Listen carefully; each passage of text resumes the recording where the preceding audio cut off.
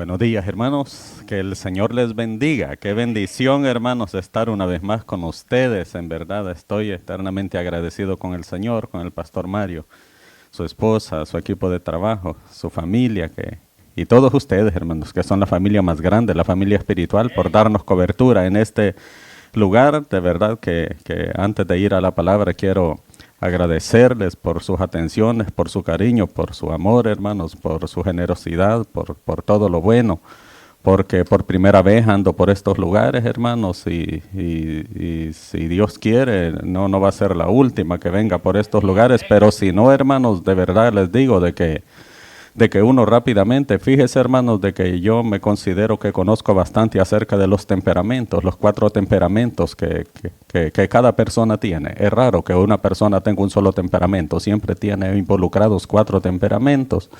O ya se me oye mejor la voz, ¿verdad? Oye, como que soy Mijares, me oí de repente así, estaba todo mudo, como que era Alejandra Guzmán, me sentía. Hoy sí, gracias, hermanos. Mire, hermano, le voy a decir algo, esto para que lo tomen en cuenta los de multimedia. Parece mentira, pero cuando un micrófono está mal regulado allá, le jala toda la saliva y se le reseca la garganta y llega un momento que se está ahogando, que usted no puede hablar, ¿verdad? Y así estaba comenzando y mejoró, pero un montón. Gloria a Dios por eso. Les decía, hermanos, que toda persona siempre involucra 4 temperamentos y yo me considero, hermanos, porque estudié bastante a profundidad en una época los temperamentos humanos, porque estudié los temperamentos de los 12 apóstoles, de Jesús, de María y todo a bastante a profundidad. Y eso le lleva a uno, hermanos, a conocer también a las personas rápidamente, con una mirada, un par de gestos, un par de palabras que se crucen. Uno ya sabe cuando una persona es amigable, que es atorrante, que es déspota, que se nota todo. ¿Qué le quiero decir con esto? Que en esta congregación, hermanos, yo he sentido que una gran acogida, una fraternidad increíble que hay entre ustedes, el amor entrañable que les debe caracterizar a todos los hijos de Dios. Así es que me llevo, hermanos, una grata impresión de ustedes y sé que aparte de ser un buen grupo de hermanos en Cristo, también aquí dejo un buen grupo de amigos, pienso yo. Eso es lo que yo considero. Espera, gloria a Dios. Gloria a Dios, hermanos. Así es que sí. Si nos volvemos a ver personalmente, qué bueno, hermanos, y si no en el cielo, allá sí nos vamos a ver. Al menos que usted sea incrédulo, que no ha recibido a Jesucristo, allí se está bien fregado usted, ¿verdad? Como le dijo un niño a la maestra, maestra, le dice, y a Jonás, ¿qué fue el pez que se lo tragó? A una ballena, le dijo la maestra. La Biblia le dijo que fue un gran pez, le dijo, no dice que es una ballena. No, le dijo ella, pero la ballena es el pez más grande. Pues no, le dijo, pero la Biblia dice que es un gran pez. Bueno, de todas maneras, le dijo el niño, cuando llegue al cielo le voy a preguntar a Jonás, ¿qué pez se lo tragó? Ajá, ajá, le dijo, si no va, si Jonás no está en el cielo, entonces le pregunto a usted, le dijo, ella va a estar en el infierno. Así es que, hermanos, de verdad, eternamente agradecidos y que el Señor les siga bendiciendo. Estos 6 años solo son un breve comienzo, hermanos. A lo mejor usted siente que ha sido bastante, pero de verdad que solo es el comienzo.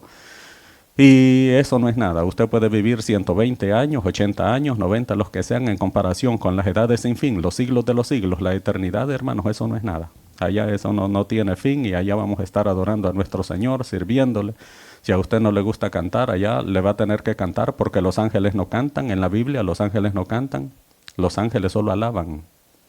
Y alabar no necesariamente es cantar, hermanos. Hoy estábamos hablando un poquito acerca de la alabanza con el pastor y ya se quedó algo picado, creo yo, por eso. Pero le hago una aclaración. Alabar es una palabra que significa hablar en bien de, hablar a favor de. Eso significa alabar.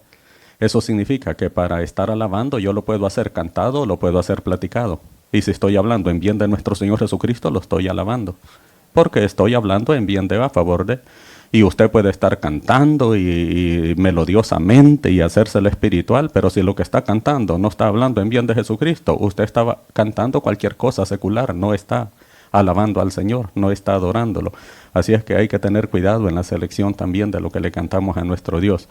Muy bien, hermanos, habiendo dicho eso, quiero hacerle algunas aclaraciones antes de ir a la palabra sobre el tema que vamos a predicar este día, que habla del diezmo en general, pero yo le quiero hablar de forma particular del diezmo bíblico. Así se llama, es el título del mensaje en esta mañana, el diezmo bíblico.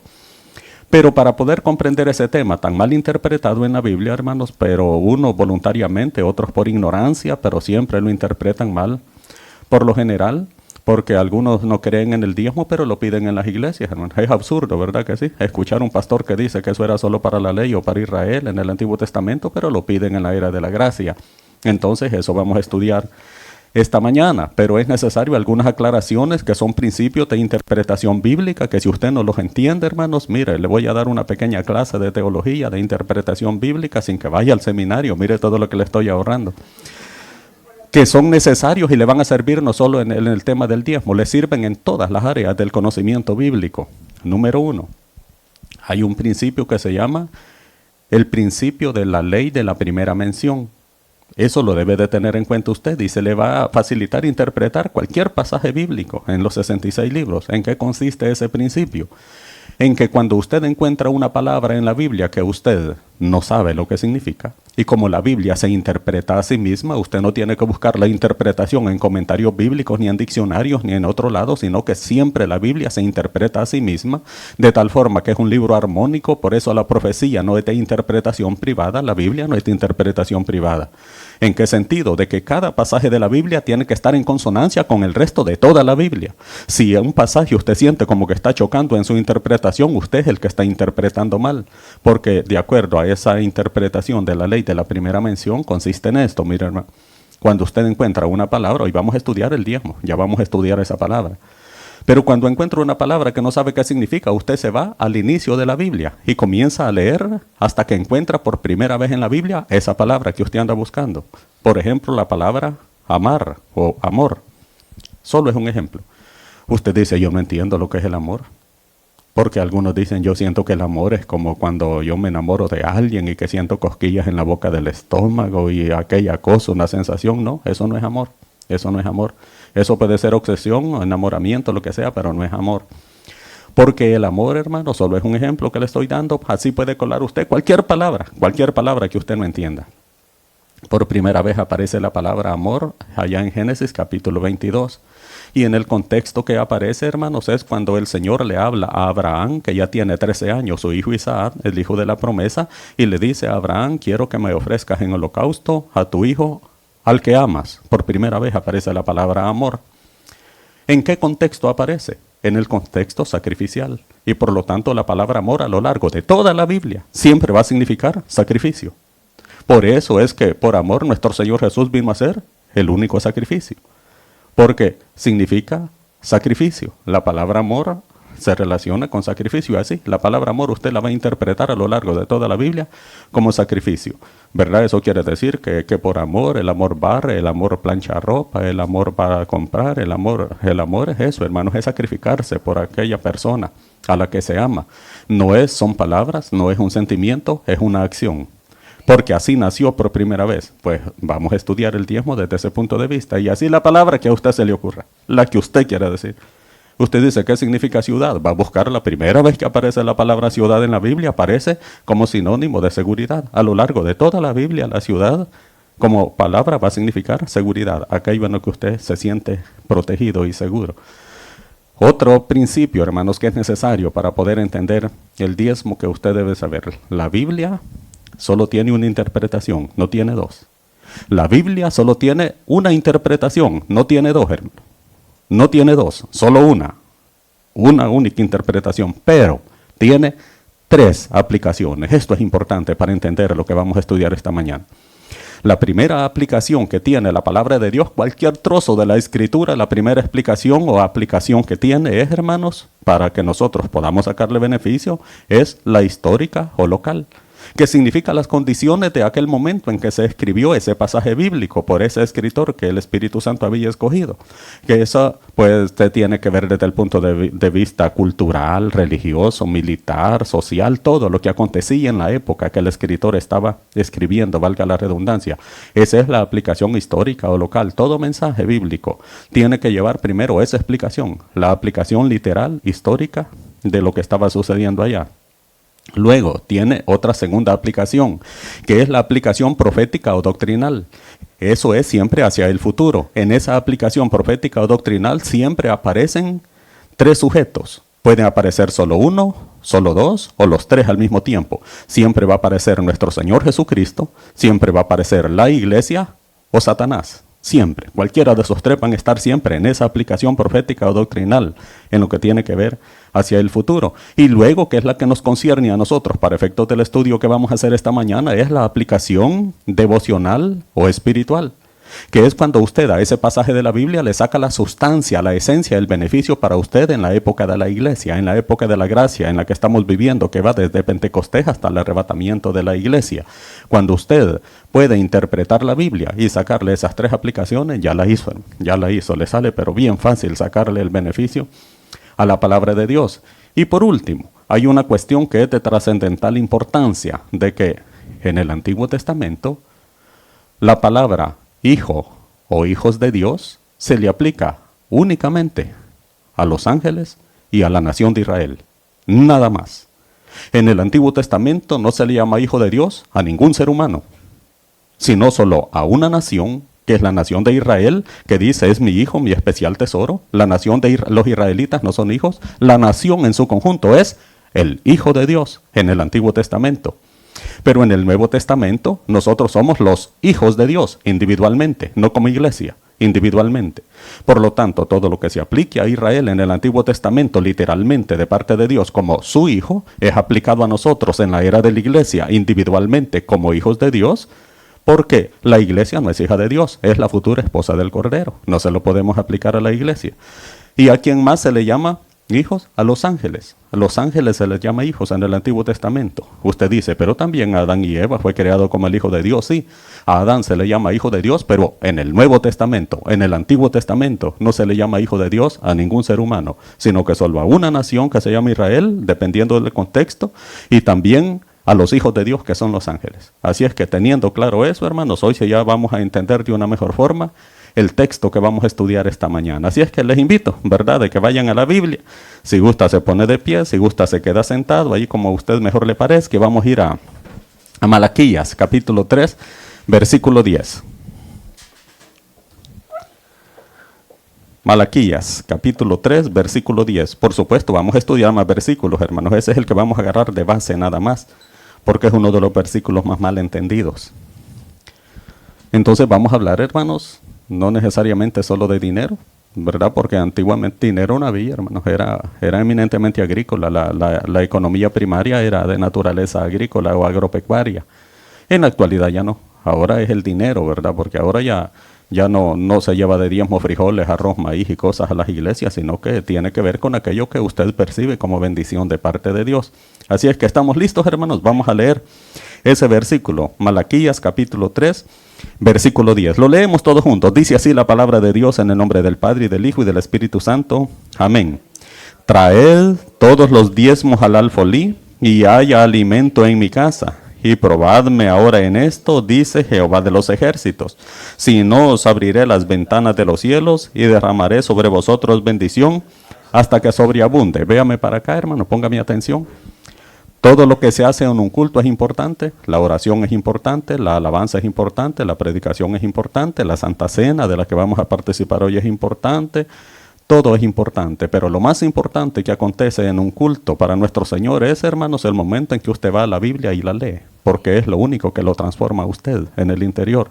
Y como yo escuché que solo como unos 8 leímos, ahora sí lo vamos a leer todos juntos, para que al menos, no, quizás ni va a leer usted el resto de la semana la Biblia. Pues aprovechemos a leer al menos este versículo. ¿De acuerdo, hermanos? Quiero escuchar que todos lo leamos. Lo leemos, dice así: traed todos los diezmos al alfolí, y haya alimento en mi casa, y probadme ahora en esto, dice Jehová de los ejércitos, si no os abriré las ventanas de los cielos, y derramaré sobre vosotros bendición, hasta que sobreabunde. Oremos, Señor, te damos gracias en esta mañana por estos 6 años, Señor, maravillosos que tú has regalado en este lugar, donde tu gracia, Señor, se ha manifestado, tus misericordias han sido nuevas cada día, como tu palabra lo promete, Señor, y somos nosotros los que determinamos y disfrutarla, Señor, bajo tu voluntad, o hacerla, Señor, fuera de ella. Pero, Señor, cualquiera que haya sido nuestra ofensa hacia ti, venimos delante de ti, Señor, a pedirte perdón en arrepentimiento, porque sabemos que te fallamos a cada momento, Señor, de palabra, de obra o de omisión. Y tú conoces, Señor, el corazón de cada uno de nosotros. Por eso, Señor, a aquellos que venimos trabajados y cargados, venimos, Señor, a depositar en ti nuestras ansiedades, nuestras adversidades y angustias que traemos de allá afuera del mundo, Dios, para que seas tú el que tome el control y nos enseñe, Señor, a reposar en ti. Bendice, Señor, a cada uno de todos mis hermanos aquí presentes, a esta preciosa congregación, a estas ovejas de tu prado, Señor, que estamos reunidos esta mañana aquí. De una forma muy especial, Señor, quiero interceder en oración por la vida del pastor Mario Molina, para que tú, Señor, le sigas dando esa visión de lo alto. Porque sabemos, Señor, que no hay otra visión que respetar aquí, sino tu visión a través de él, no a través de ningún servidor, no a través de ninguna otra persona, sino del siervo que tú has establecido como titular en esta iglesia local. Para que tú, Señor, le respaldes y le guíes con la sabiduría del Espíritu Santo, y que tú le enseñes, Señor, para que sepa distinguir los tiempos, las señales que tú puedas enviar, Señor, a su mente y a su corazón para tomar las decisiones que solo estén bajo tu voluntad. Bendícele, Señor, grandemente de aquí en adelante. Respándele, Señor, en todas las áreas de la vida, lo laboral, familiar, ministerial, en todo, Señor, lo que él emprenda. Oramos por su esposa, mi hermana Susan, para que tú, Señor, también le uses grandemente, mucho más de como lo has hecho hasta hoy, Señor, en este ministerio. Al equipo de trabajo, Señor, de este lugar, a los servidores, a toda la congregación. Oro, Señor, para que tú seas saliendo, Señor, siempre al frente de todas las batallas que se tengan que luchar. Que las victorias tú las des, Señor, y que al final nosotros solo seamos los beneficiarios, Señor, de todo aquello que tú tienes para cada uno de nosotros. Habla nuestras vidas, Señor, en esta mañana. No te despojamos de toda carne, Señor, para que seas tú ministrando, Señor, nuestra alma, nuestro espíritu, para que podamos, Señor, discernir tu palabra, poder atesorarla, Señor, y poder compartirla con aquellos que no te conocen, poder vivirla en nuestras familias, nuestros hogares, trabajos, donde tú, Señor, nos tienes para gloria y honra tuya. Oramos también por la nación de Israel, para que tú le bendigas, Señor, esa nación que tú le llamas la niña de tus ojos. Sabemos, Señor, que el plan tuyo era venir a establecerte ahí y que un propósito tenía, Señor, para mostrarnos. Oramos por la ciudad de Jerusalén para que le regales la paz. Regálanos paz a nosotros, de esa que sobrepasa todo entendimiento. Y oramos también, Señor, por tu pronto regreso por nosotros en el arrebatamiento de la iglesia, en el nombre de Cristo Jesús. Amén y amén. Pueden sentarse, hermanos. Pueden sentarse. Muy bien, comenzamos. En una ocasión, hermanos, se aproximaba una vacación. Y dos amigos, hermanos, que eran vecinos, ¿verdad? Y tenían algunas posesiones, pero uno más que el otro. Entonces uno tenía un yate, tenía un barco para salir a pasear. Y le dice, mira, le dice al otro, oye, en las vacaciones, ¿por qué no nos vamos a navegar un rato, pues, al mar? Vaya, le dijo, hecho, hagámoslo. Se alistaron y el día señalado se fueron, se subieron y cuando iban en alta mar, hermanos, se viene una tormenta fuertísima. Les comenzó a despedazar el yate y naufragaron. Ellos sin darse cuenta cómo, las olas lo sacaron y cuando vinieron a percatarse estaban metidos en una isla totalmente abandonada. Entonces vino uno de ellos cuando vio que solo los pedazos de barco y no se veían nada de vida, hasta donde alcanzaba su vista, hermanos. Vino, agarró un palo, hermano, se fue a sentar así al tronco de una palmera y comenzó a va a rayar la arena. Y el otro se paseaba bien afligido en la orilla de la playa, corriendo de un lado para otro y le decía, y vos, le dice, ¿por qué no te afligís? Le dice. ¿Y por qué me voy a afligir? Le dijo. Si yo soy empresario, mis utilidades netas son de $40,000 a la semana. Entonces le dijo, no tengo de qué preocuparme. ¿Y eso qué importa que vos, le dijo, que ganes 40,000 pesos a la semana? ¿Así de qué sirve? Si aquí vamos a morir, si nadie nos va a venir a rescatar y no sé qué. Esperate, le dijo. Lo que pasa es que yo tengo utilidades de $40,000 a la semana y diezmo. Y yo sé que el pastor de la iglesia me va a venir a buscar y nos va a hallar. Estaba seguro de que el pastor lo iba a llegar a rescatar allá a la isla. Así es que, mire, hermano, el diezmo ha sido tan mal comprendido, hermanos, si nosotros esta mañana lo vamos a estudiar solo desde dos perspectivas de la Biblia. Póngame atención, porque de eso depende todo. La vamos a estudiar desde el punto de vista del sacerdocio levítico y la vamos a estudiar desde el punto de vista del sacerdocio de Melquisedec, del Melquisedec. Melquisedec no es un nombre propio, es un título, es el Melquisedec, el rey de justicia, el rey de Salem. Es un título de un rey, no es un nombre propio, no es un nombre natural de una persona.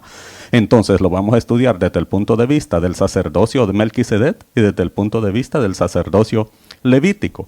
Y vamos a descubrir las respuestas a algunas interrogantes que existen acerca del diezmo, hermanos. La primera es de que, ¿será que el diezmo solo era para la época de la ley? Porque usted sabe de que está distribuido, hermanos. Yo soy 100%, hermanos, dispensacionalista, porque la única forma de poder interpretar correctamente la Biblia es a través de los principios del dispensacionalismo. ¿Qué es el dispensacionalismo?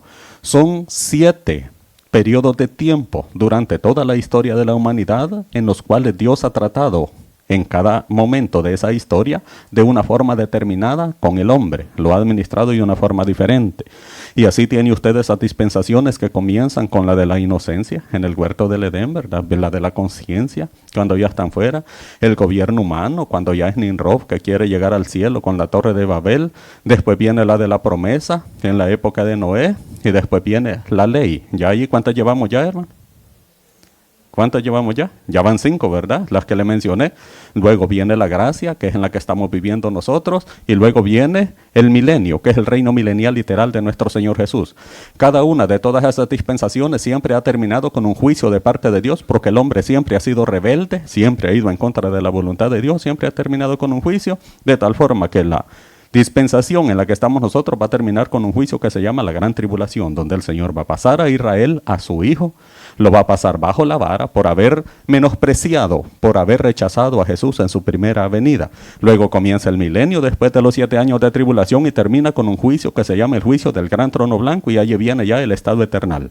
Nosotros, los hijos de Dios en la Nueva Jerusalén, todos los convertidos que no son parte de la iglesia, en la nueva tierra que el Señor va a crear al final de los tiempos. Porque todo esto en lo que nosotros estamos viviendo va a ser desaparecido por fuego, hermano, al final de ese milenio. Todo, los cielos, la tierra, los elementos y todas las obras que hay aquí van a ser desaparecidos. Muy bien.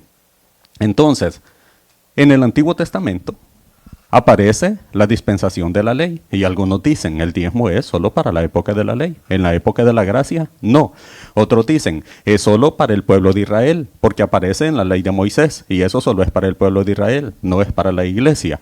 Pues hermanos, no necesariamente, porque del decálogo de los 10 mandamientos, solo uno es el que ya no pasó a la era de la gracia, a la era de la iglesia, que es el Shabbat, el descanso del día sábado. Los otros 9 siguen en vigencia. Nosotros tenemos que cumplirlos, aunque sean dichos en el Sinaí para el pueblo de Israel. Habiendo dicho eso, hermanos, de que nosotros estamos en esa dispensación de la gracia, vamos a ver si el diezmo opera en la época de la gracia para la iglesia. A ver si no es solo para Israel, ¿verdad? Entonces de eso depende de que usted diezme o no diezme, de acuerdo a la Biblia. Por eso le he puesto yo que vamos a estudiar el diezmo bíblico, hermanos. Mire, mi propósito no es llamar a la polémica a nadie, hermano. ¿Sabe cuál es el propósito cuando yo enseño, hermanos, este tema? Es de que usted escudriñe, que sea como los cristianos de la iglesia de Berea, que cuando les predicaba en la sinagoga el apóstol Pablo, no Rubén, hermano, el apóstol Pablo, el más grande de los apóstoles, ellos se quedaban escudriñando la Biblia. Vamos a ver si no nos ha dado mentiras este Pablo. Vamos a ver lo que dice la Biblia. Cuestionando a Pablo, hermanos, cuando en sus enseñanzas. Eso es lo que yo pretendo. Que usted no se quede con lo que dice Rubén en la enseñanza, sino que se quede con lo que dice la Biblia en su palabra, con lo que el Señor le dice. Por lo tanto, no es llamar a la polémica, no es sacarle pisto, jamás, hermanos. Nunca ha sido mi estilo ni mi tipo tratar de sacarle, pero ni un centavo de una persona, sino que tratar de que entiendan cómo es que Dios le prospera en el área de las finanzas cuando usted es generoso con lo que Dios ya le dio a usted, porque nada es suyo. ¿Se acuerda lo que vimos ayer, verdad? Entonces el dinero no es suyo. Ese es el propósito. Escudriñe, hermano, escudriñe, porque yo sé que es un tema muy polémico, muy mal comprendido y cuesta a veces, hermano, llegar a entenderlo bien, porque como es un paso de fe. Esto es por fe, hermano. Esto no es por vista, esto es por fe. Esto es como cuando usted se tira en un tobogán, hermanos, elevado. Deténgase a medio tobogán a ver si puede. No, y hasta que caiga allá abajo, hermano. Pues sí, una vez se deja ir, usted es por fe, y por fe usted sabe que va a caer en la piscina que está esperándolo allá. Pues así es eso. Así es también el diezmar. Así es que vamos a comenzar a ver, hermanos, desde el punto de vista del sacerdocio levítico. Números 18-21, si me ayuda ahí. Si gustan, no busquen su Biblia, hermanos. Tenemos la bendición de que en la pantallita podemos leer allí los versículos para que avancemos un poquito más en el tiempo. Mire lo que dice allí en Números 18-21. He aquí yo he dado a los hijos de Leví todos los diezmos en Israel por heredad, por su ministerio, por cuanto ellos sirven en el ministerio del tabernáculo de reunión. Póngame atención, me es necesario darles una explicación del contexto histórico un poquito larga, pero que nos va a abrir el entendimiento. Cuando venía el pueblo de Israel, que había sido sacado, hermanos, de la esclavitud de 400 años en que había estado allá en Egipto, y cuando iban en el desierto, hermanos, en ese momento usted ya sabe todos los acontecimientos que sucedieron en esos 40 años, pero resulta que llegan en un momento cuando Dios llama a Moisés y le dice: subí al Sinaí, a una montaña. Y lo llama, hermanos, porque le va a dar el decálogo, le va a dar los 10 mandamientos, y el Señor los escribe con un dedo en unas tablas de piedra. Pero cuando regresa Moisés, después de 40 días y 40 noches que había estado allá, el hermano mayor de Moisés, hermano, Aarón, el sacerdote, porque Aarón es la raza sacerdotal de la tribu de Leví, el hermano mayor de Moisés. Eso quiere decir que Moisés era de la tribu de Leví, de los levitas.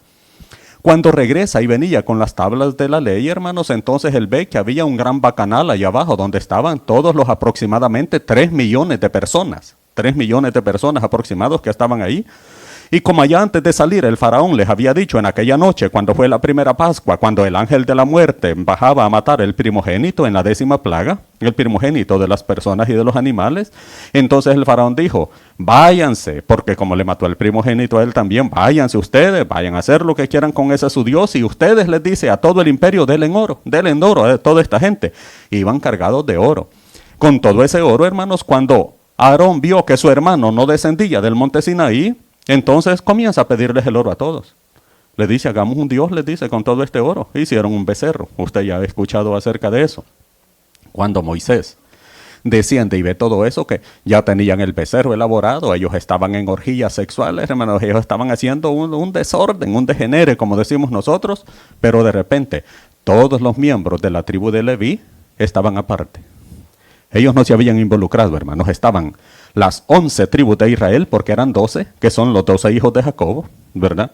Estaban las 11 tribus haciendo todo ese montón de orgías, adorando el becerro de oro, pero los levitas, los de la tribu de Leví, esos no, esos estaban aparte. Viene Moisés, desciende, y de enojado, como era el líder, hermanos, establecido por Dios, agarra el becerro de oro, se sienta y comienza a molerlo, y lo hace polvo. Hace una horchata de ese becerro y obliga a que se lo beban todos esos que estaban allí. Por si usted no había visto eso, así sucedió, era una horchata de becerro, le dio a beber. Y le dice Dios: mira, a esta tribu que no se involucró en toda esa orgía que estaban haciendo allí, a estos me los vas a apartar para el servicio exclusivo para mí. De tal forma que todas las otras 11 tribus, cuando lleguen a la tierra prometida, a ellos les vas a distribuir tierra. Ellos que agarren una porción de tierra para que la trabajen, pero estos no. Para ellos vamos a establecer en la tierra de Canaán, vamos a establecer 48 ciudades, donde en cada una de esas ciudades va a haber un tabernáculo, va a haber un lugar de adoración. De tal forma que todos los levitas los vamos a distribuir así. Póngame atención, le dije que era un poco complicado. Todos los que son descendientes de Aarón van a ser los sacerdotes. Son los que van a tener el oficio de estar ofreciendo las ofrendas, los sacrificios, todas las ofrendas de paz, la ofrenda por el pecado, todo. Ellos son sacerdotes. Ese es el sacerdocio levítico. Eso quiere decir que todos los sacerdotes eran levitas, eran de la tribu de Leví, pero no todos los levitas eran sacerdotes, sino solo los descendientes de Aarón, el hermano de Moisés. Todo el resto de los levitas, le dice, ellos van a trabajar en el templo, haciendo la limpieza, administrándolo, recibiendo todo, recibiendo los diezmos, llevándolos al alfolí, que significa la bodega de Dios. Era un local donde se guardaban todos los granos para el sostenimiento de los levitas. ¿Cómo así, hermano? Las otras 11 tribus, de todo lo que Dios les daba en la producción agrícola, tenían que llevar 3 diezmos. Ya se lo voy a explicar en un momento. No el diezmo. Nosotros recogemos el diezmo, 1. Ellos no, ellos recogían los diezmos. Por eso dice, traed todos los diezmos, porque eran 3 los que llevaban en el año. Le dice, todo lo que lleven las 11 tribus, ustedes no van a trabajar en nada, su oficio es servirme a mí, porque la heredad suya no es tierra. La heredad suya, les dice a los levitas, soy yo. Jehová es su heredad. Muy bien. De lo que lleven las otras 11 tribus, todo va a ir a la bodega. De allí se van a alimentar todos los levitas. Pero de todo eso que esté allí, el 10% de ese diezmo, es decir, el diezmo del diezmo, todo lo que metían allí era la 10ª parte de lo que traían las 11 tribus que habían trabajado en la tierra, de animales y todo, lo guardaban. Pero de ese 10% vas a agarrar un 10%, es decir, el diezmo del diezmo, y se lo vas a dar exclusivamente a los sacerdotes. Ellos tienen un trato especial, ellos son los dueños de esa porción. Pues resulta, hermanos, que todo comenzó bien. Todo comenzó bien. Comenzaban a diezmar y se distribuía todo de una forma, pero de repente, hermanos, algunas tribus comenzaron a fallar y ya no llevaban el diezmo que les correspondía. De tal forma que los levitas se vieron en la obligación que comenzaron a cerrar los lugares de adoración. Y ellos, que no tenían que trabajar en ninguna otra cosa, porque el oficio de ellos era servirle nada más a Jehová, comenzaron a trabajar en lo secular. De tal forma que unos ya se andaban ofreciendo como profetas allá, queriéndole profetizar a medio mundo. Ellos andaban buscando trabajo. Y de repente usted ve por allá un pasaje donde un levita ya estaba con una concubina, no era su esposa. Y después allá, cuando la concubina le pone los cuernos, el levita, hermanos, agarra el machete y le hace 12 pedazos y distribuye un pedazo a cada uno de las tribus de Israel, después que la han violado durante toda una noche, una turba de hombres de la tribu de Benjamín. De tal forma que los levitas se fue distorsionando todo el oficio que ellos hacían, hermanos. ¿Por qué? Por la falta del diezmo, porque si ya no había que comer, ¿y qué iban a hacer ellos? Pues no podían tener un ayuno eterno, ¿verdad?, esperando que llevaran los diezmos los demás y ya no estaban llevando nada. En ese contexto, hermanos, en ese contexto es que aparece Malaquías. ¿Cómo así? Como el Señor vio que le estaban fallando, entonces les dice, ¿saben qué? Yo les había dicho que cuando ustedes llegaran a la tierra prometida, habían 2 pecados que esos eran de estricto cumplimiento, que ustedes no los tenían que cometer. Lo primero que tenían que hacer ustedes es que al llegar a la tierra prometida no tenían que adorar a otros dioses, a los Baales y a Astaroth, sino que me tenían que adorar solo a mí, y solo a mí me tenían que servir, porque yo soy Jehová. Eso les decía, solo a mí me tienen que servir. Aparte de eso, 6 años van a trabajar la tierra, pero el 7º año va a ser consagrado al Señor, la tenés que dejar descansar. Ese es el año sabático, así se le conoce. Cuando ellos llegaron, desobedecieron esos 2, se hicieron idólatras y comenzaron a trabajar la tierra recorrido durante 490 años. Eso quiere decir que 70 años que la tierra tenía que descansar, cada 7 años en todo ese trayecto, no la dejaron descansar. Ah, muy bien, les dijo, no me obedecieron. Ahora voy a levantar un rey en Babilonia que se llama Nabucodonosor para que los venga a traer a ustedes y los someta en una esclavitud por 70 años. Porque la promesa mía se cumple. Va a descansar la tierra 70 años y ustedes van a estar aguantando palos en Babilonia 70 años. Y se los lleva en cautividad. Dice el Señor, cuando regresen de allá, que es en la época que Malaquías está escribiendo, este versículo que acabamos de leer, cuando regresen de allá van a venir bien seditas. Después de esa gran devanada de 70 años, dice, van a venir, no hombre, y me van a querer servir, van a querer diezmar, van a querer hacer todo. Y regresan, hermanos, no hombre, hermanos, regresaron peor, como decimos nosotros. No hombre, peor, rebeldes.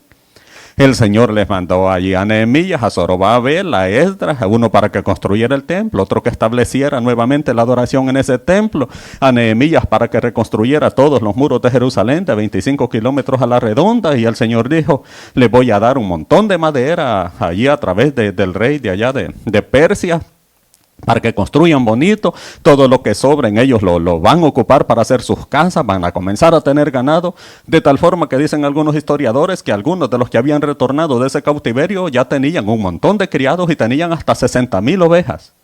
Pero en el momento que tocaba ir a ofrecer el sacrificio, la ofrenda, o llevar el diezmo al templo, entonces ellos mandaban a su criado y le decían, ahí lee todo el libro, oye, de Malaquías, porque lo que le estoy explicando es un resumen del libro de Malaquías, donde los encargados eran el sacerdocio, los sacerdotes.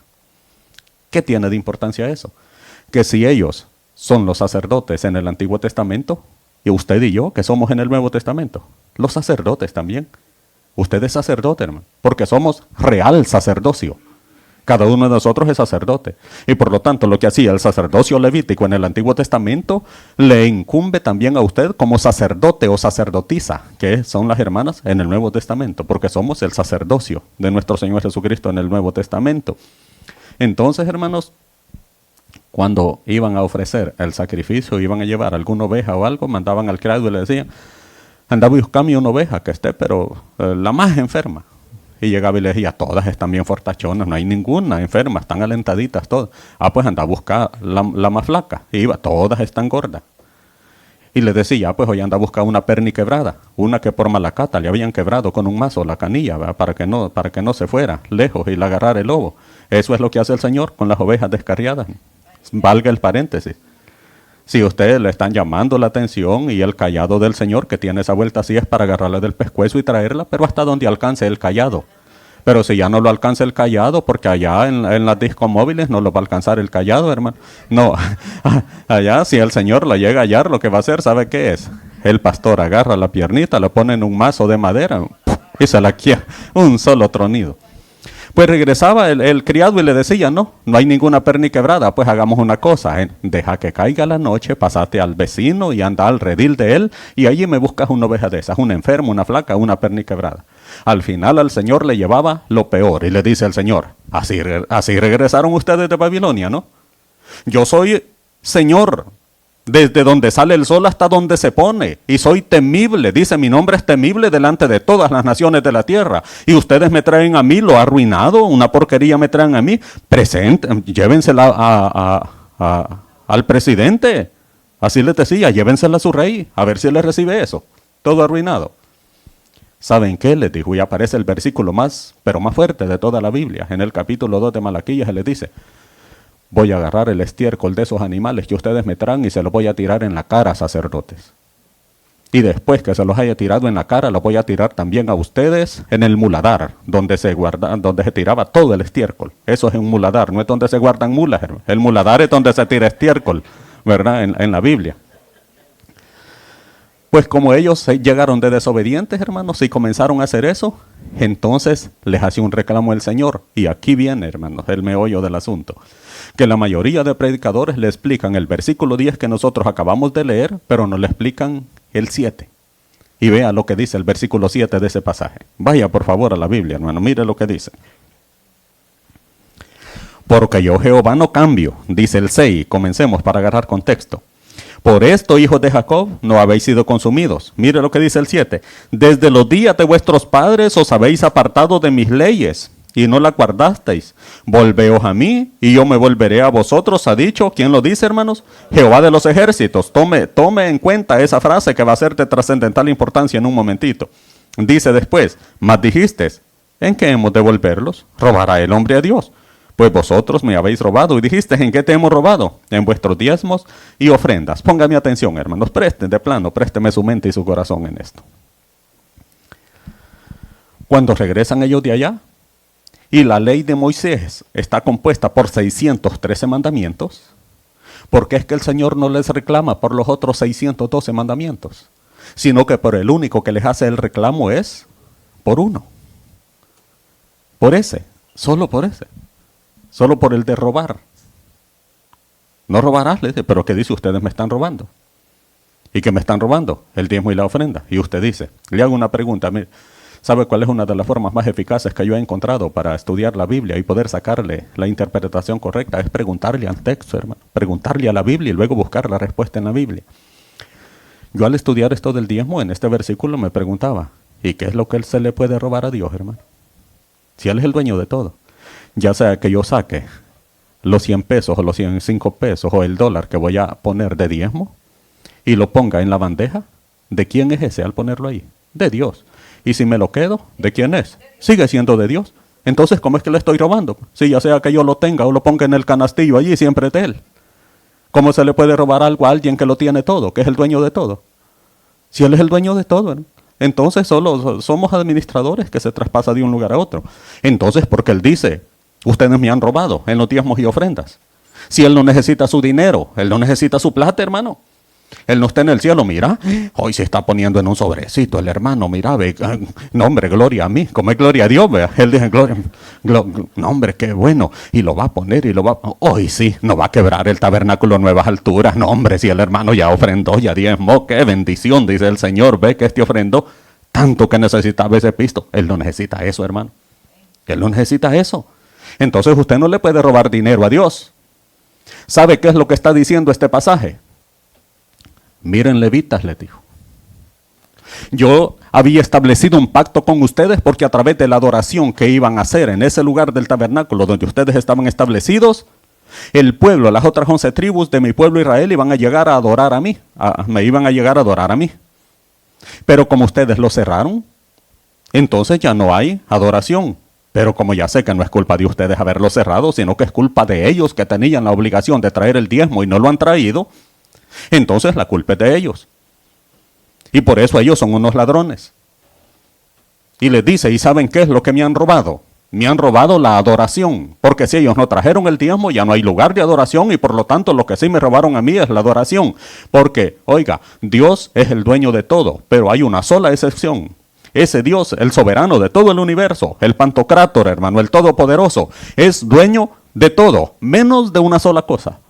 Allí ya lo fregué, ¿verdad, hermano? ¿Qué dice usted? ¿Y de qué no es dueño? De un corazón, de una persona que está en contra de él. Ese corazón no le pertenece a Dios. Y entonces dice él, este es un asunto del corazón. Yo he establecido las ofrendas, he establecido las primicias, he establecido los diezmos, porque lo que yo estoy haciendo es probando el corazón. Yo no necesito su pisto, yo solo quiero ver cómo está su corazón, si está inclinado al dinero o está inclinado a mi adoración.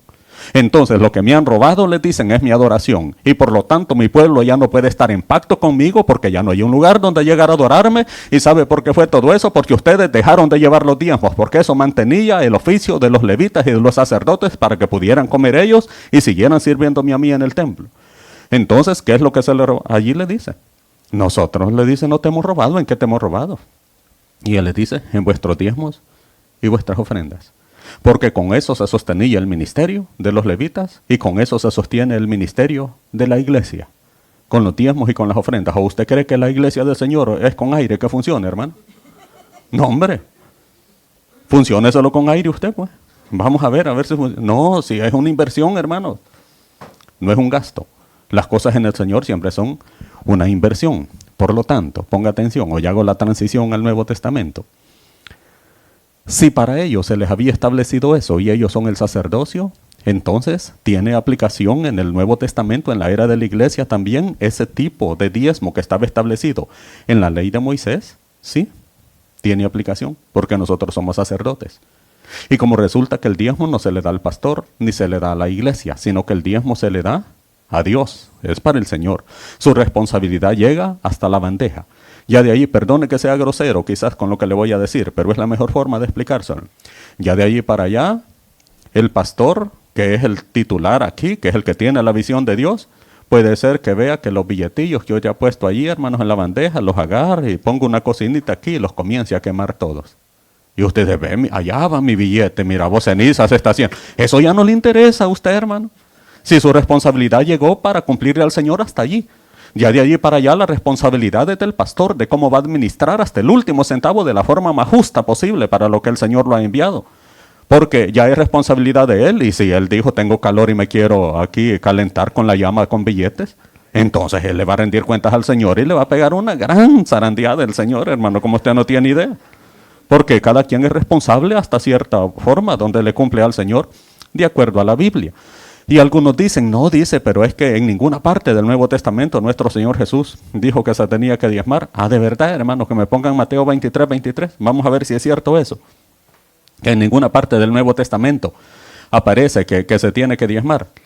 Mire cómo dice, ya va a aparecer ahí en la pantalla. Mire cómo dice, ay de vosotros, escribas y fariseos hipócritas, porque diezmáis la menta, el eneldo y el comino, y dejáis de hacer lo más importante de la ley. ¿Qué era lo más importante de la ley, hermano? La justicia, la misericordia y la fe. Esto era necesario hacer sin dejar de hacer aquello. Ah, vaya. Sin dejar de diezmar. Pues sí, de ustedes tienen que amar, tener fe y todo lo demás y mucha esperanza. Pero no dejen de diezmar. Pero ustedes vienen y solo diezman, pero ustedes no aman, no tienen fe, no tienen esperanza. Ustedes son unos déspotas que maltratan a la gente. Les estaba diciendo. Entonces ustedes tienen que hacer las dos cosas. Porque aquellos de tan santurrones que se la picaban, hermanos, que se la llevaban, de que hablaban cristianés, Dios le bendiga, varón, así como hablamos algunos, ¿verdad? Que puro espejismo nada más, pura pantalla, hermanos, el cristianismo que algunos profesan. Solo el lenguaje tienen de cristianés, hermanos, pero su vida es una miseria. Entonces, hermanos, de lo más pequeñito, ellos diezmaban, porque eran tan rigurosos con la ley y les decía, hay algo más importante en la ley. El amor, les dice, ustedes se han olvidado de amar. Ustedes están diezmando, pero a mí no me sirve que ustedes diezmen y su corazón es de piedra. Deben de tener confianza en mí, deben de tener mucha fe y ser de mucha esperanza para otras personas. Eso hagan y no dejen de diezmar, síganlo haciendo. Eso les estaba diciendo. Entonces ahí está establecido. Pero la cuestión es, hermanos, de que cuando estudiemos desde el punto de vista del sumo sacerdote Melquisedec, que ya vamos a pasar a eso, creo que ya mucho tiempo me llevé solo en este aspecto, hermano. Cuando veamos eso se va a dar cuenta y va a quedar más remachado esto, porque se va a dar cuenta que el diezmar, si bien era cierto, era una obligación para Israel, en el Nuevo Testamento para nosotros ya no es una obligación. Porque en el Señor nada es obligatorio, hermano. Nada, absolutamente nada. Todo es espontáneo, todo es voluntario, todo es nacido de un corazón agradecido, que sabe que tenía un destino que era el infierno y que ahora por la gracia del Señor lo ha sacado de ese destino donde iba y lo ha sacado a una eternidad con Él, en el tercer cielo, en la Nueva Jerusalén. Por eso es que nosotros diezmamos por gratitud, por agradecimiento, hermanos. No es porque el Señor lo necesite, usted lo necesita. Dios no lo necesita, hermano. Si Él es Dios, usted es el que necesita cumplir con lo que la Biblia dice, para que el Señor le bendiga, hermanos, para que el Señor le prospere, pero usted no lo tiene que hacer con ese motivo, solo porque el Señor le va a bendecir cuando usted lo hace. Entonces, si lo hace así, mejor no lo haga. Solo está perdiendo su pisto, hermano. Lo tiene que hacer, pero por amor, por gratitud, por lo que Él ya hizo por usted. De eso se trata. Pero veamos, hermanos, desde el otro punto de vista. Le dije que le iba a explicar, hermanos, los 3 diezmos que habían para Israel. Solo se los explico. Mire, habían 3 diezmos. El primero era en los años del 1 al 6, el 10% de todo lo que producía. Los 6 años. ¿Se acuerda que el 7º año lo tenían que dejar descansar? Pues diezmaban los 6 años seguidos. ¿Para qué era ese diezmo? Para lo que ya le expliqué, para el sostenimiento de los levitas y de los sacerdotes, ¿verdad? Que estaban a cargo del santuario. Luego, hermanos, el segundo diezmo que se llevaba eran los años 1, 2, 4 y 5. El 3 y el 6 no. En los años de ese ciclo de 6 años, en los años 1, 2, 4 y 5, se llevaba un segundo diezmo, que era el diezmo del festival. ¿En qué consistía ese diezmo? En que yo llevaba el diezmo, pero hoy ya no era para que lo guardaran en el alfolí. Ahora era para que yo llegara a hacer una fiesta en el lugar donde lo entregaba, donde lo que yo llevaba lo ofrecía al Señor, pero una vez ofrecido, entonces comenzaba a comer, hermanos, con los sacerdotes, con los levitas, mi familia, todos los que me acompañaban, llegaban a hacer una fiesta. Era el diezmo del festival, el que se hacía en esos años, 1, 2, 4 y 5. Y después que comían, porque siempre la comunión representa la cercanía con Cristo, hermanos, el comer siempre representa lo que entra a su mente. La comida en la Biblia siempre representa la comunión con el Señor y lo que entra en su mente, en sus pensamientos. Y estaba el tercer diezmo, que eso se llevaba en los años 3 y 6, en los que le había mencionado ahí.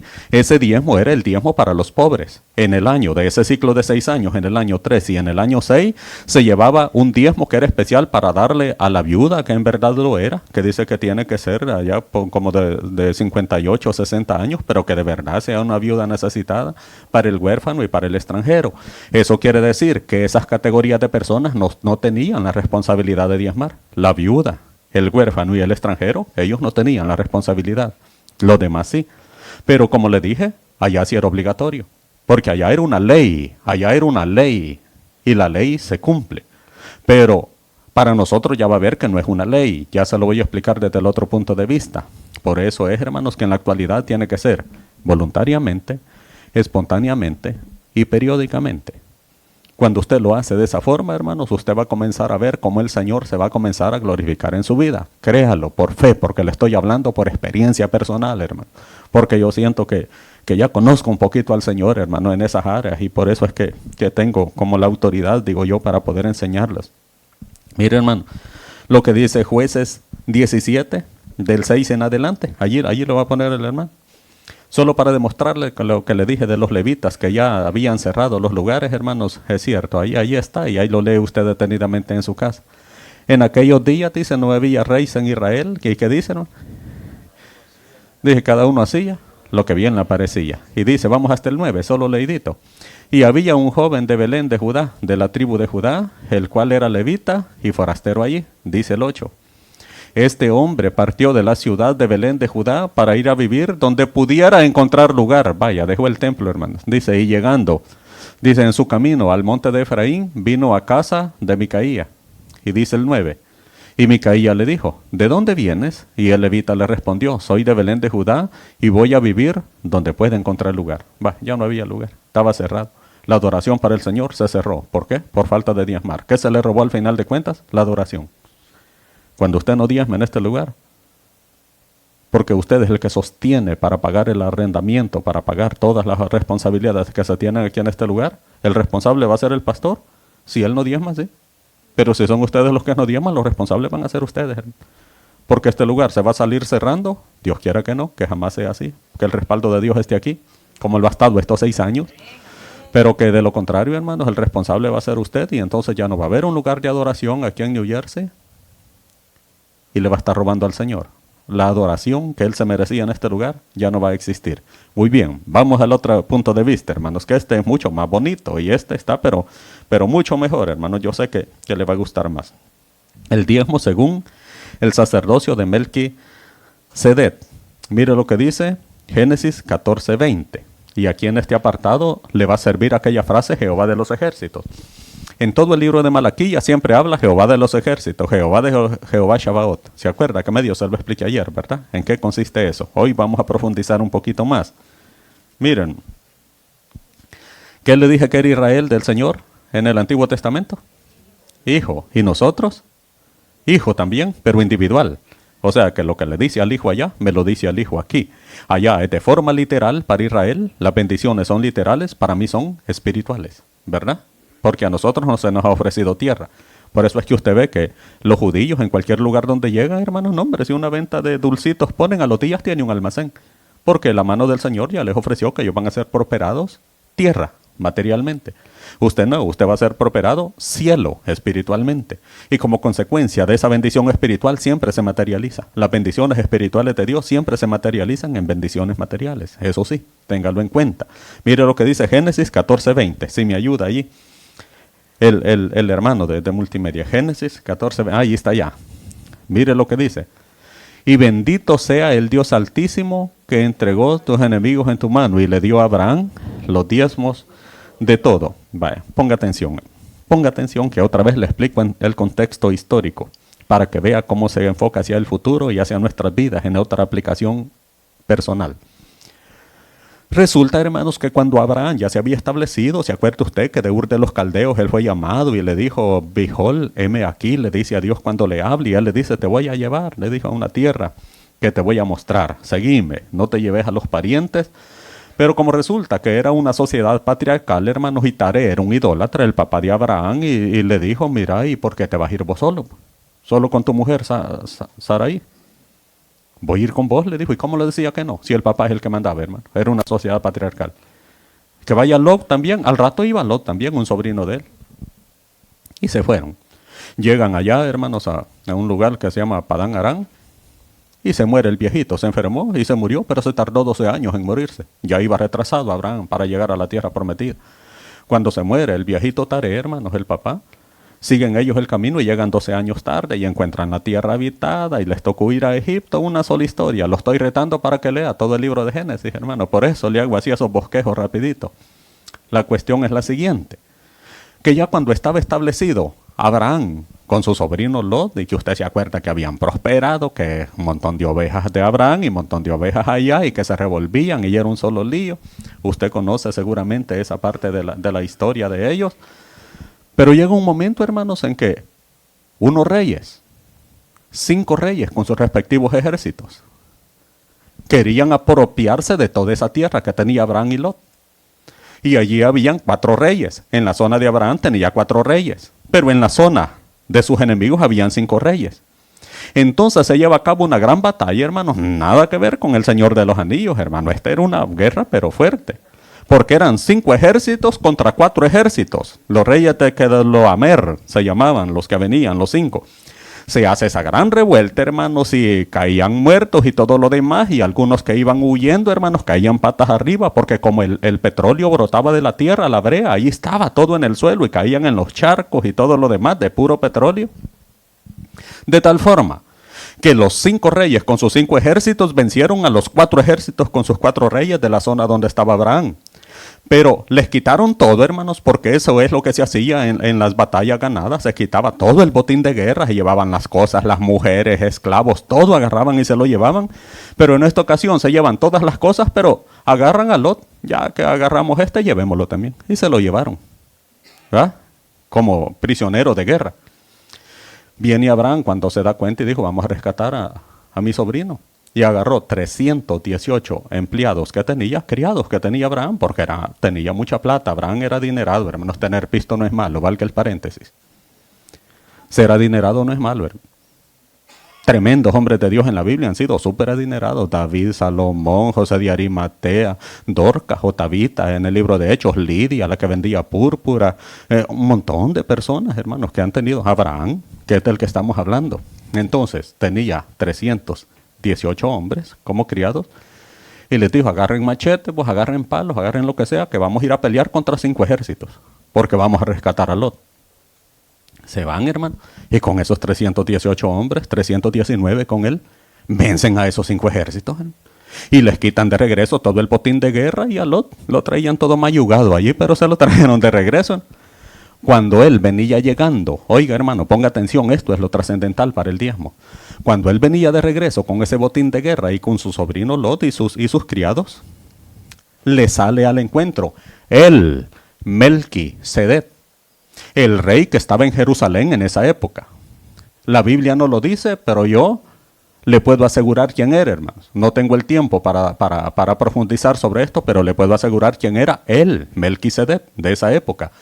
Era un hombre que estaba ejerciendo el título de el Melquisedec, el rey de Jerusalén. Y dice en el libro de Jacer, que es uno de los libros que fue muy ocupado en algunas partes de Jeremías y otros profetas para decirnos, ¿está esto en las historias del libro de Jacer? Ah, pues dice el libro de Jacer, esto no es inspirado por Dios, esto es secular, porque no fue retomado en la Biblia.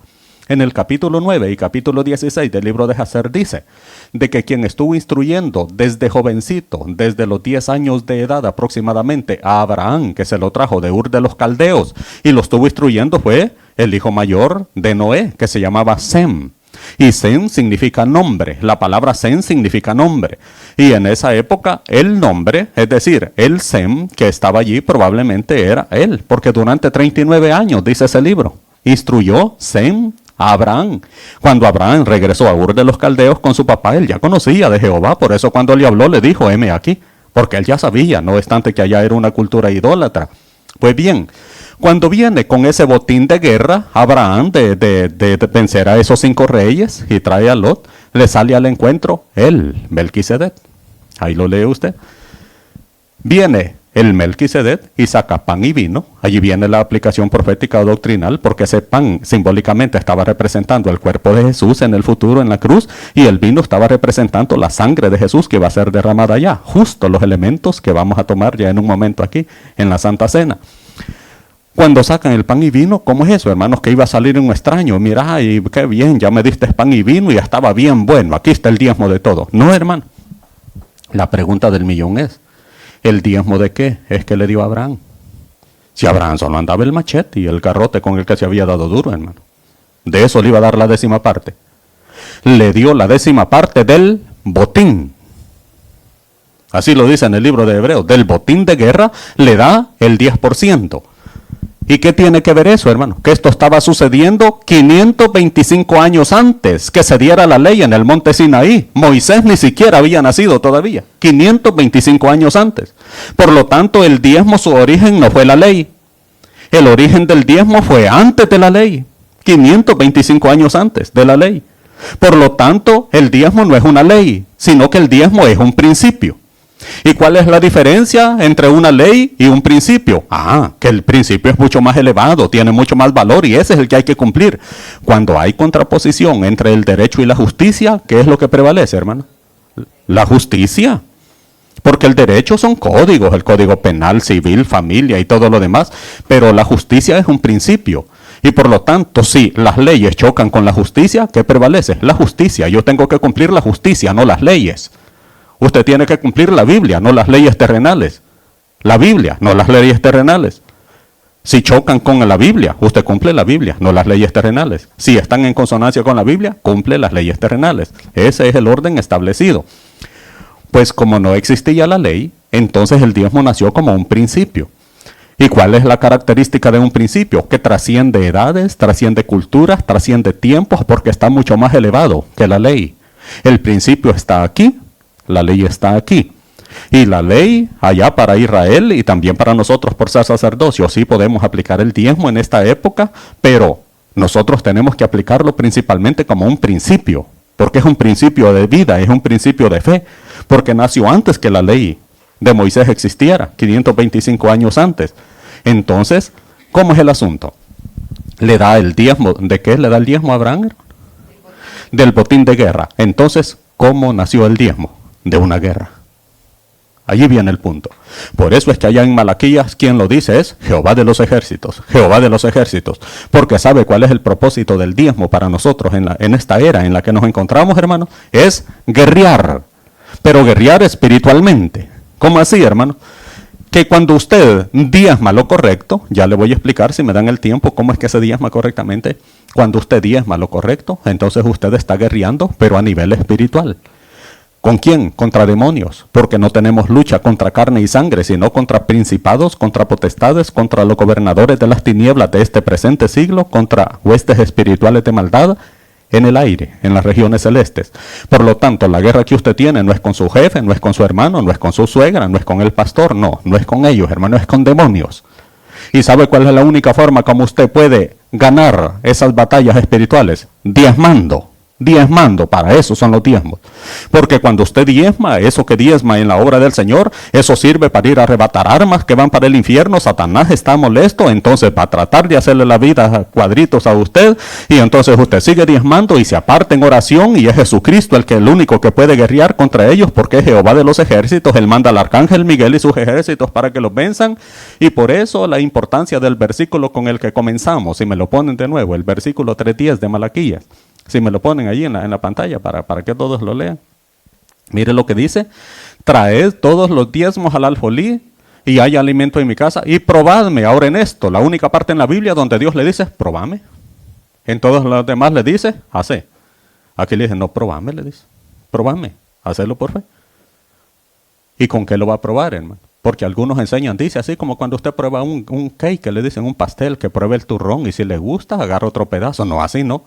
Porque algunos le dicen, mira, vos ganas $1,000, ve a probar con $1 al mes, ya vas a ver. No, así no se prueba. Probadme con el 10%. Eso le está diciendo. Probadme ahora en esto, me vas a probar y vas a ver que yo sí funciono, pero probadme con el 10%.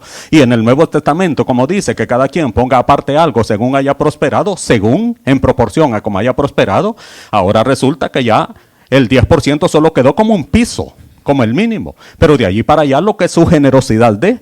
Yo comencé con el 10%, hermanos, hoy ya estoy con el 20%, yo ya lo dupliqué, hermanos. Gloria a Dios por eso, no se lo digo por vanagloria, se lo digo por testimonio, hermanos, de que eso ya depende de usted. Y los grandes hombres de Dios que han habido en las iglesias bautistas aquí en Estados Unidos, hermano. El del queso, el famoso vendedor de queso, de la pasta Colgate, ¿cómo se llama el queso? Un famoso, hermano. No es el cheddar, es el otro. ¿Cómo? Ajá, sí, pues, ese señor dice que él era diácono de una iglesia bautista y terminó dando el 90% para la obra. Y él vivía con el 10%. Lea la historia de Rick Warren, el de Una vida con propósito, ese libro, lea. ¿Cuánto le ha producido ese libro? Millones para comprar una isla. Pero él dijo, todo es para el Señor, porque lo que me da la iglesia a mí como salario, eso es suficiente para vivir bien. Eso es, hermano, que solo es un mínimo. El 10%, ¿qué es lo que no puede ser? Menos del 10%. Le estoy hablando de diezmo, no le estoy hablando de ofrenda y primicias, hermano. De esas otras dos formas no le estoy hablando. Le estoy hablando solo del área de cómo diezmar. Entonces es el 10% hacia arriba, lo que usted quiera, pero el mínimo es el 10%, porque si usted lo hace con el menos del 10%, mire lo que dice después. Dice que va a abrir las ventanas de los cielos y va a derramar bendición hasta que sobreabunde, que no haya recipiente suficiente donde guardar tanta bendición. ¿Qué significa eso, hermano?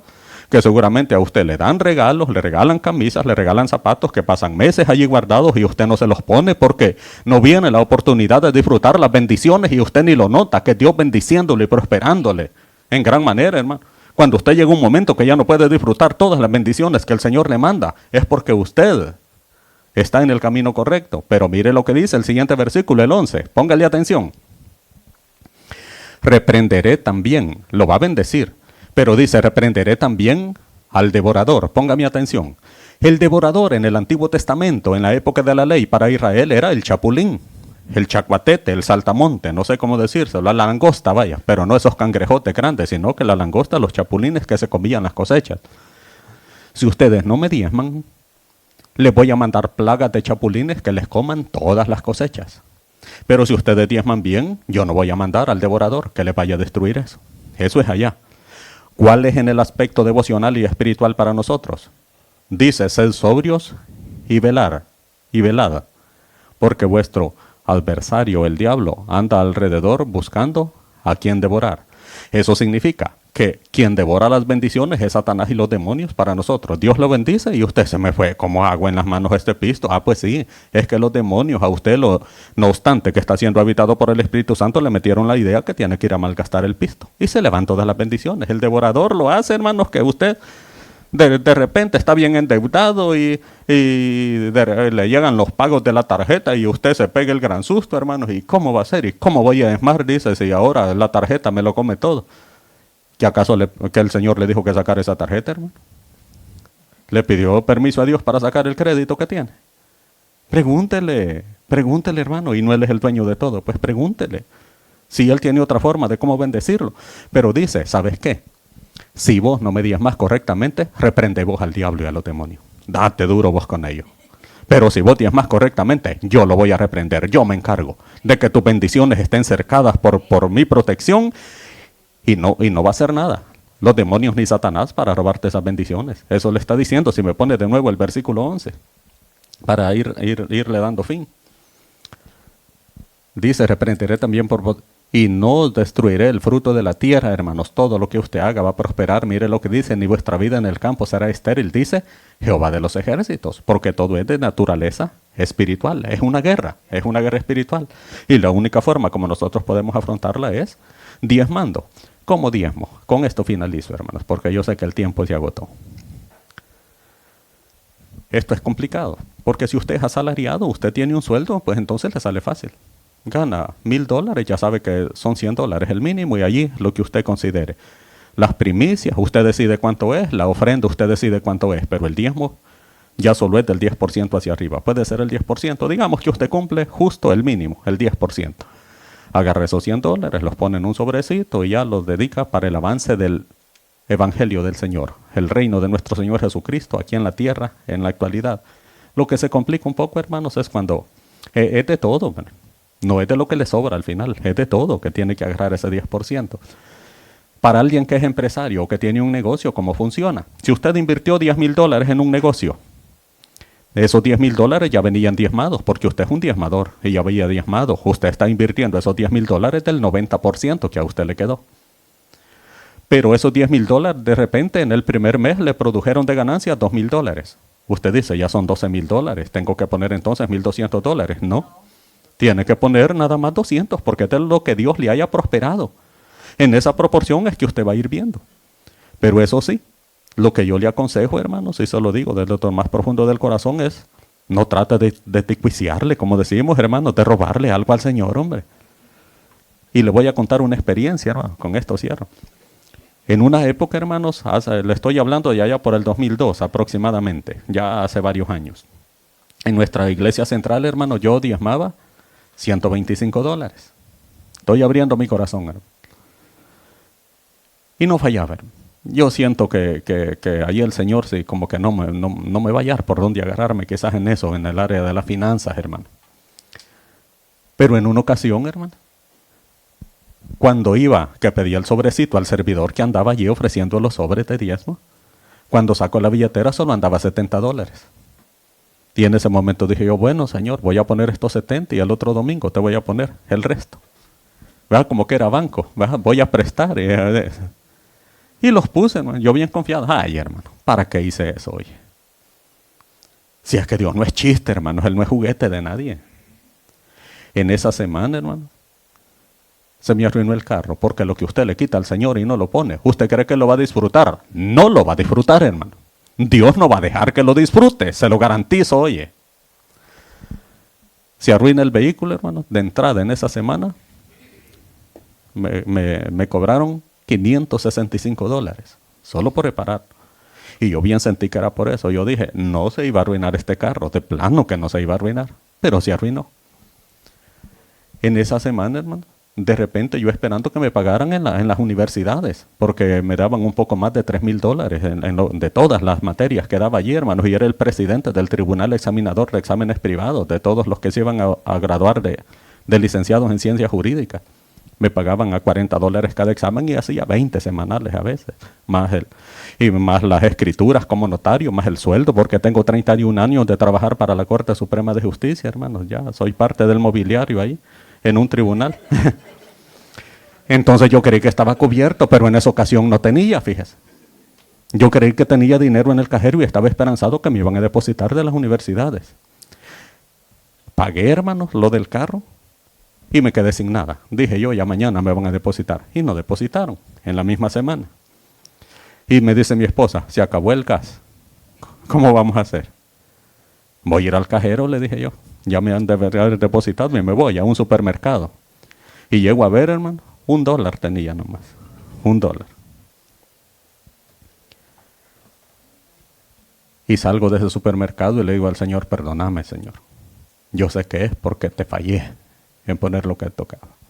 Yo tenía allí lo suficiente para poner los $125, pero te fallé.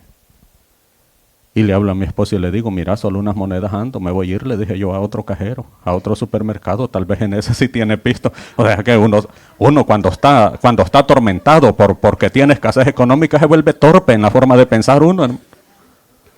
Y me voy a otro cajero y meto la tarjeta. Y me aparecen allí, hermanos, $72. Y dije yo, ¡ay, qué raro está esto! Si es el mismo banco, los mismos cajeros. Y hablo a las dos universidades, ¿me han depositado algo ustedes? No, licenciado, no le hemos depositado. En la otra, no le hemos depositado. Y yo retiro los $70 y fuimos a comprar el tambo de gas, hermanos. Y el Señor de esa forma, Él nos suplió en esa ocasión. Y le puedo contar cientos de historias, oye, de testimonios de gente que me ha dicho a mí, alumnos y en las congregaciones donde llego, cómo es que funciona. Pero cuando usted le falla al Señor, hermano, entonces sí, el Señor va a agarrar contra usted. Porque Él va a decir, está rebelde contra mí. El pisto no me interesa, me interesa tu corazón. Y si tu corazón está rebelde contra mí, yo no soy dueño de ese corazón es tuyo. Y te voy a enseñar, te voy a hacer entender, no seas como el caballo o como el mulo que necesitan cabestro para poder caminar derecho. Así le dice en el Salmo 32. Sobre ti fijaré mis ojos, dice. No seas como el caballo, como el mulo, que necesitan rienda, que necesitan freno para poder caminar bien. Entonces, hermano, espero que entendamos. Es muy profundo esto, hermanos. Le garantizo que de esta enseñanza se puede tardar unas 2 horas más para llegar más o menos al conocimiento, pero espero, hermanos, en la medida de lo posible, haber aclarado algunas áreas en las cuales usted tenía duda al respecto del manejo del dinero en el área de diezmarle al Señor. Sí, hermanos, tenemos el deber, tenemos el compromiso, no la obligación. En el Señor nada es obligatorio, absolutamente nada. Todo es voluntario. Es por adoración, es por gratitud. Denle un buen aplauso al Señor en esta mañana. Bendito Dios, gracias. Gracias te damos por tu amor y por tu misericordia. Gracias, Señor, por tu fidelidad. Gracias, porque nosotros, Señor, a pesar de lo que somos, que te hemos fallado en muchas formas, tú siempre, Señor, tienes misericordia de cada uno de nosotros y por eso te lo agradecemos. Sabemos, Señor, que es por tu misericordia que sucede todo en nuestras vidas. En el nombre de Jesús. Amén y amén. Muy bien, hermanos, a continuación, fíjese que el pastor me ha dado el tremendo privilegio de poder